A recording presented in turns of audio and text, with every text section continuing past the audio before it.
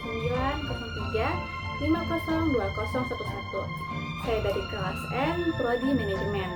Di sini saya akan menyelesaikan tugas UTS saya mengenai sejarah, kedudukan, dan fungsi bahasa Indonesia. Mengapa sih kita harus belajar bahasa Indonesia?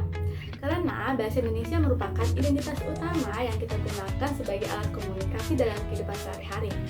Dengan menguasai bahasa Indonesia, kita dapat dengan mudah memahami ucapan maupun tulisan. Lalu, bagaimana sejarah bahasa Indonesia? Bahasa merupakan alat komunikasi untuk menyampaikan informasi agar satu pemahaman antar individu. Nah, sejarah bahasa Indonesia ini pada dasarnya berasal dari bahasa Melayu yang telah menjadi lingua franca perdagangan dan komunikasi di Nusantara selama berabad-abad. Nah, perkembangan bahasa Indonesia ini sebagai bahasa nasional dimulai pada Sumpah Pemuda 1928, di mana bahasa Indonesia resmi diikrarkan sebagai bahasa persatuan. Pada 18 Agustus 1945, bahasa Indonesia resmi diikrarkan sebagai bahasa negara. Hingga saat ini, bahasa Indonesia terus berkembang sesuai standarisasi dan diakui secara global. Lalu, adapun kedudukan dan fungsi bahasa Indonesia.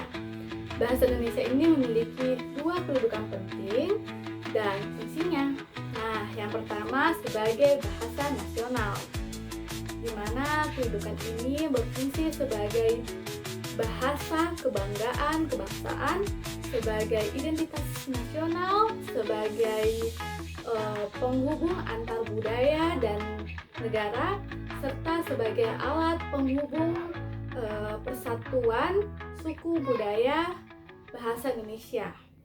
Nah, yang kedua, bahasa negara, di mana kedudukan ini berfungsi sebagai bahasa resmi kenegaraan, bahasa resmi pengantar pendidikan, sebagai bahasa dalam kepentingan perencanaan dan pelaksanaan pembangunan, serta sebagai pengembangan ilmu pengetahuan dan teknologi di Indonesia.